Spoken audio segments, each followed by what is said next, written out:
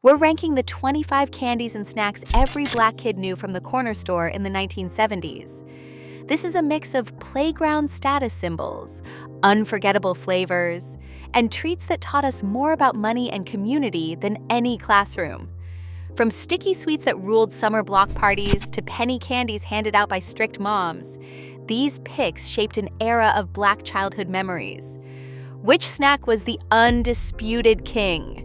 Let's begin with number 1. Now and later sat at the top of every kid's wish list. 3 for a nickel, they came tucked in a crinkly wrapper that echoed through classrooms and church pews. The real prize was watermelon, so rare that kids would trade 2 grape or green apple pieces just to get one. Having a stash of watermelon now and laters meant instant status on the playground. Packs were split and swapped during recess, with careful negotiations over who got what flavor. The ritual was simple. Suck them until they softened, then risk a chew, hoping not to lose a filling. Each flavor left its mark: purple tongues, sticky fingers, and the quiet satisfaction of knowing you had scored the best candy in the room. These weren't just sweets, they were currency, shaping alliances and pecking orders with every trade and every crackle of the wrapper. A dime in your pocket meant a world of choices behind that glass case.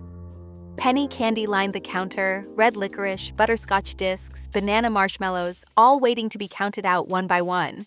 Kids pressed their faces to the glass, pointing and counting, careful not to go over the coins in their palm. Mothers sent you with exactly 10 cents, trusting you'd make every penny count. The store owner watched as you did the math out loud, maybe slipping in an extra piece if you were polite. Each brown paper bag, crinkling as it filled, held the results of hard decisions. Should you get 10 different flavors? Or double up on a favorite? That slow, careful choosing was more than a treat. It was an early lesson in stretching a dollar, learning how to get the most out of what you had. Alexander the Grape and Cherry Clan came in tiny cardboard boxes, 5 cents each, with flavors so bold they left tongues purple or red for hours. But the packaging carried more than just candy. It showed cartoonish faces with slanted eyes and rice hats, a caricature that drew side eyes from parents and sparked quiet protests in some neighborhoods. By the late 1970s, pressure from activists and families pushed companies to rethink the branding.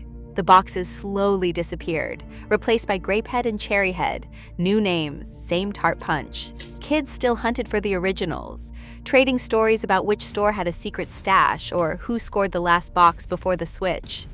The taste stuck around, but the old faces faded, leaving behind a lesson about what gets sold and who gets seen in the world of corner store candy. Quarter waters meant summer wasn't just hot, it was legendary. Kids lined up at the store cooler, scanning for grape, cherry, or the rare blue that always disappeared first. These little plastic bottles, known as Huggies in some cities, cost a quarter and held the coldest, brightest syrup you could find. The ritual was all about biting off the cap, feeling that first blast of icy sweetness, and making it last as long as possible under the sun. By noon, the best flavors were gone, only the leftovers sweating in the heat. Block parties and church picnics stocked them by the dozen. A cheap way to keep everyone cool. Even now, memories of stained lips and sticky hands bring back those endless afternoons when a frozen quarter water was the only thing standing between you and the summer heat. See Howard's violet candy sat in a class of its own, tucked away in the deepest part of Grandma's purse, wrapped in a purple foil that seemed almost too fancy for everyday life. The scent hit first, a wave of floral sweetness that made you think of Sunday hats and pressed handkerchiefs. Kids would sneak one during long sermons, hoping the unique taste would keep them quiet until the final hymn. The flavor was grown up, soapy and flowery. Nothing like the fruit punch or bubblegum everyone else craved. Some kids claimed it calmed their nerves. Others just wanted to feel a little older, pretending they understood why adults liked it so much. Even if you spit it out after a few minutes, unwrapping one felt like a rite of passage. In every family, there was always that one cousin who swore they actually liked the taste. Chick-O-Stick brought instant laughs before you even opened the wrapper. The name alone started rumors. Was it chicken? Kids knew better. But the old packaging, with its goofy cartoon chicken in a cowboy hat, kept the joke alive. Every new kid on the block fell for it at least once, and the story got retold every summer. Inside, there was no bird, just a crunchy stick packed with peanut butter and toasted coconut, colored bright orange from food dye. Biting in meant a shower of crumbs and coconut dust, coating your fingers and the front of your shirt. The texture was half the fun, crisp at first, then chewy, keeping you busy long after other candies disappeared. For a nickel, you got a treat that lasted, a mess to show for it, and a running joke that belonged to every kid who ever stood in line at the corner store. Hot peanuts filled the air with a smell that drifted down the block, pulling kids and grown folks alike toward the corner store. Roasted in a metal drum right by the register, these peanuts were scooped out hot and poured into brown paper bags that doubled as hand warmers on cold days. The sound of shells cracking and the flick of empty husks onto the sidewalk became a neighborhood rhythm. Kids started contests right on the stoop.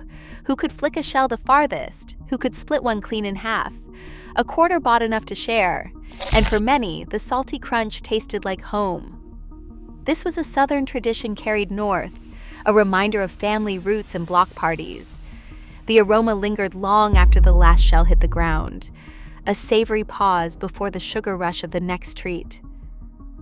A single penny got you bazooka bubblegum, hard as a rock and wrapped in a tiny comic strip that doubled as playground currency. The gum itself took real work, chewing and breaking it down, jaw muscles burning before you even got a bubble going. But the real prize was not the flavor or the bubbles. It was the little Bazooka Joe comic tucked inside, printed in blue and red ink, always promising a joke that rarely landed but still got passed around for laughs. Kids traded comics as much as gum, collecting their favorites or using them to broker bigger deals. 3 pieces in your pocket meant you could swap, share, or just flex your stash at recess. Bazooka was not just candy. It was a ticket into the corner store's own comic economy, where every joke, no matter how corny, had value. Boston baked beans came in a tiny red box that did more than hold candy. It became a tool for games and sharing. Before anyone popped one in their mouth, the box got a good shake. That rattle, loud and sharp, signaled you had treats worth counting. Kids made a ritual out of it, flicking the box back and forth, guessing how many were left, or challenging friends to guess the number by sound alone. The candy itself was a peanut under a shiny, sweet shell, crunchy, a little odd, but always fun to eat one by one. 5 cents bought a box, but the real value came in portioning them out, passing a few to friends or siblings on the stoop. The sound, the counting, the sharing, all part of a candy that turned a simple snack into a social event. Lemon heads hit the playground like a dare in a box. For a nickel, you got a handful of glossy yellow balls that packed a punch, so sour they would make your eyes water and your lips pucker tight. Kids lined up daring each other to see who could eat the most without making a face, turning every recess into a contest of nerves and taste buds. The real badge of honor was a tongue-stained highlighter yellow, proof you had survived the challenge. Every region had its own spin on the Lemonhead Showdown, with some kids claiming records for popping 5 or 6 at once. Mothers liked to joke they were healthy because they had fruit in them, but everyone knew the only thing you got was a mouthful of sugar and bragging rights until the next cinnamon dare rolled around. Red Hots brought a different kind of heat to the candy counter, a cinnamon fire that lingered long after the last piece melted away. For a nickel, you could scoop up a handful, the spicy scent drifting down the aisle and sticking to your clothes. In some houses, Red Hots did double duty. Grandmas would press them into cookie dough, turning simple sugar cookies into something bold and unforgettable at holiday gatherings. The kitchen filled with the sweet burn of cinnamon, and kids waited by the oven, hoping to snag a warm cookie before dinner. But the real fun started outside, where dares flew fast. Kids dared each other to eat the most Red Hots without reaching for water, or to hold them on their tongue the longest. The challenge was as much a part of the experience as the taste, a bridge between home baking and playground bravado, and a reminder that even the smallest candies could bring the biggest reactions. Jawbreakers demanded patience and pride. For a nickel, kids took home a candy that promised hours of work, a project, not just a snack. The first lick brought a blast of bright color, but the real reward was hidden under layer after layer, each one a new surprise. Some kids measured their progress in stripes, others in how long they could make it last without biting. The bravest tried to finish a whole one in a single afternoon, but most gave up, tucking it away in a pocket for later. Parents warned about chipped teeth, but that only made the challenge sweeter. On the playground, having a jawbreaker meant you were in it for the long haul, showing off your endurance while the rest of the candy vanished in minutes. Endurance wasn't just a game, it was a badge you wore on your sticky hands and stained tongue. Sugar Daddy was the caramel pop that dared you to take your time. For a nickel, you got a slab of chewy, golden caramel wrapped tight around a stick, promising a slow melt that could last all afternoon if you played it right. The real challenge wasn't finishing it. It was keeping it from gluing your teeth together. Parents warned about lost fillings and scolded anyone who brought one home before a dentist visit. But kids found ways around the rules, sneaking sugar daddies into coat pockets, or splitting one with a friend behind the corner store. The sticky mess was part of the fun, proof you'd gone all in for that deep, buttery sweetness. Every tug and chew felt like a small rebellion, a reminder that sometimes the best treats were the ones you enjoyed in secret, even if you had to pick caramel out of your teeth for the rest of the day. Candy buttons on paper turned every kid into a careful strategist. Each strip cost a nickel and came lined with rainbow rows of tiny, sugary dots, blue, yellow, pink, glued tightly to a white paper ribbon. The real challenge wasn't eating them, but peeling each one off without taking half the paper along for the ride. Some kids claimed they had a secret technique, bending the paper just so or using a fingernail to lift the edge, but everyone ended up with flecks of paper stuck to their tongue at some point. The strips were long enough to share, so friends would break off sections, comparing who could get the most buttons clean. Jokes flew about eating more paper than candy, but nobody cared.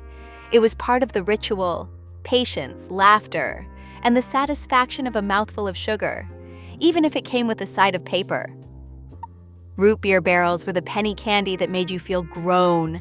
Hard as a marble and packed with that deep, spicy root beer flavor, they lasted long enough to get you through a sermon or a slow afternoon on the stoop. Kids who usually went for sweet or sour suddenly found themselves drawn to something more serious, more adult. Grandmas always had a handful tucked away in their purse, not just for a treat, but as a homemade remedy for a scratchy throat or a cough that would not quit. One candy, two jobs. Sucking on a root beer barrel taught you to savor, to wait, to pretend you were sipping the real thing out of a frosty mug. It was a small step toward the world of adult tastes, and a secret bridge between the candy counter and the medicine cabinet. For a penny, you got a lesson in patience and a taste of something just a little bit forbidden. Candy cigarettes turned every stoop into a stage. For a nickel, you got a slim box of white sticks, each with a sugary puff at the tip, perfect for striking a pose and pretending you were slick like the grown folk. Kids lined up outside the store, tucking a candy cigarette behind their ear or between their lips, practicing their best tough guy lean. The chalky taste barely mattered. It was all about the look. Parents shook their heads. Some snatched the box away, warning about bad habits and no smoking in this house. Schools caught on fast and banned them, but that only made them more tempting. A pack in your pocket felt like a secret, a way to flirt with the edge of adulthood, if only until the candy ran out. Even now, the memory tastes like rebellion, sweet and fleeting as childhood itself. Bit-O honey promised honey, but what you really got was a mouthful of almond bits tangled in sticky taffy. The wrapper boasted a golden treat, yet every kid knew the real challenge was working your jaw long enough to get past the chew. Some claimed to taste honey, others swore it was just almonds and sugar, but nobody could deny how long each piece lasted. A nickel bought you a candy that stuck with you, sometimes literally. The trick was to warm it up in your pocket during class or church, hoping the heat would soften the taffy just enough to spare your teeth. Pocket warming became a quiet art, passed down from older siblings to younger ones, a small hack for making Bit-O honey less of a dental dare. The debate over flavor never really ended, but everyone agreed. No other candy made you work so hard for so little sweetness. Pop Rocks brought science straight to your tongue. A nickel bought a pack of tiny crystals that snapped, fizzed, and popped with every bite. The first taste was a jolt, a wild burst of sound and sensation that felt like electricity in your mouth. Kids tore open the foil, poured the candy onto their palms, and dared each other to dump in the whole pack at once. Stories flew around the block about mixing Pop Rocks with soda, with wild claims that your stomach might explode. Nobody knew where the rumor started, but everyone repeated it, half believing, half daring someone else to try. Fizz was more than a flavor. It was a show, a group event, a secret code for who was brave enough to handle the noise. Even decades later, the memory of that crackle lingers, proof that sometimes the wildest treats left the loudest echoes. Across all 25 snacks, one pattern stands out. These treats built more than memories. They built a sense of agency, resourcefulness, and belonging for Black kids in a changing America. The corner store wasn't just where you spent your change, it was where you shaped your identity. That spirit of creativity and community still echoes long after the candy is gone. Which snack do you remember most? Let us know below.